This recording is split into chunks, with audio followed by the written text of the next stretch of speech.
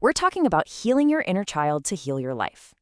If you've ever felt completely overwhelmed by your own emotions or, felt like your reactions just don't match the situation you're actually in, well, you are exactly in the right place. We're going to unpack the psychology behind why we feel the way we do and how we can finally find some real peace. So think about this for a second. Why do small things sometimes hurt so much? Seriously, have you ever felt like you just totally overreact to the tiniest things? Picture this. A friend makes a passing comment. Completely normal, right? But suddenly it stings, and before you know it, you feel trapped in this metaphorical cage of overwhelming emotions.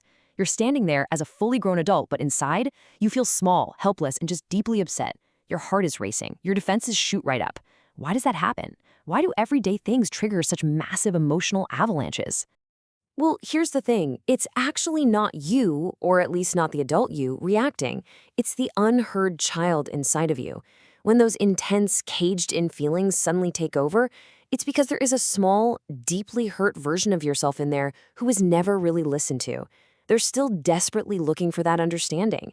It's this wild emotional duality we all carry around. On the outside, sure, we're totally capable adults.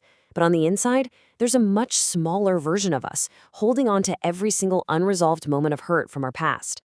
Section 1. Meet your inner child.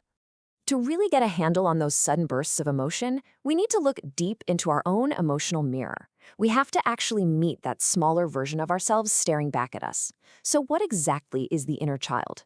By definition, it's the emotional part of our subconscious formed during our earliest days. All those childhood feelings, the love we got, the times we felt understood, but also the fear and the scolding, none of that just vanishes into thin air. No way. It's permanently stored right there in our subconscious. So even as grown adults paying bills and navigating life, that exact same emotional core continues to silently control our reactions and our deepest fears. It's literally like having an invisible co-pilot making present-day decisions based on a map drawn decades ago.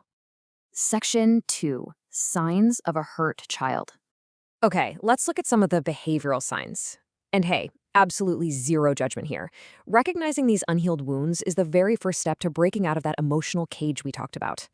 So, are you overreacting to minor things? Do you have this intense, almost paralyzing fear of rejection? What about people-pleasing? Completely forgetting your own needs just to keep everyone else happy. Maybe you suppress your emotions, like avoiding crying at all costs because it just doesn't feel safe. Or maybe you find yourself repeating the exact same painful patterns in your relationships over and over again. Listen, if any of this sounds familiar, I want to validate that for you. You are not broken. It just means the small child inside is still crying out for the reassurance they never got.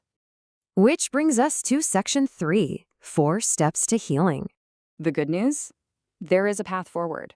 We've got an actionable framework to help the adult you step out of that reactive cage and reach back to comfort that hurt child. Step 1 is simple but tough. Acknowledge the past.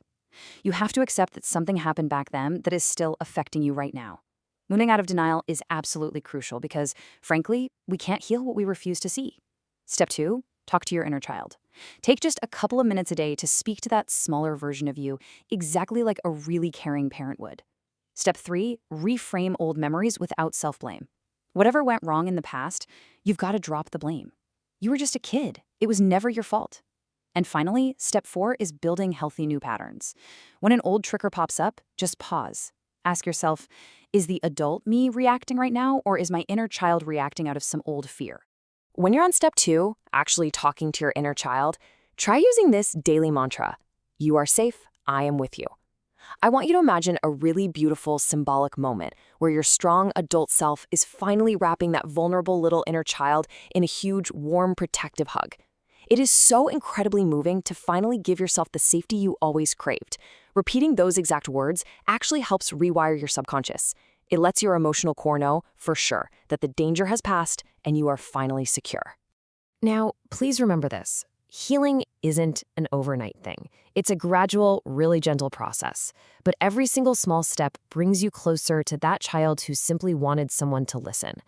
Starting today, right now, you have the power to give yourself the boundless love, patience, and understanding that you maybe didn't receive back then.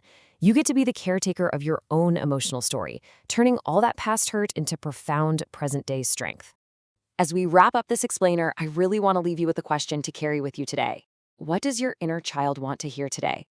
Just take a moment, take a deep breath, and let yourself feel calm and whole. You have the tools now to step right up to that mirror and begin this amazing journey of self-compassion. I would absolutely love for you to share your thoughts and maybe even start your healing journey down in the comments below. What are the words you need to hear?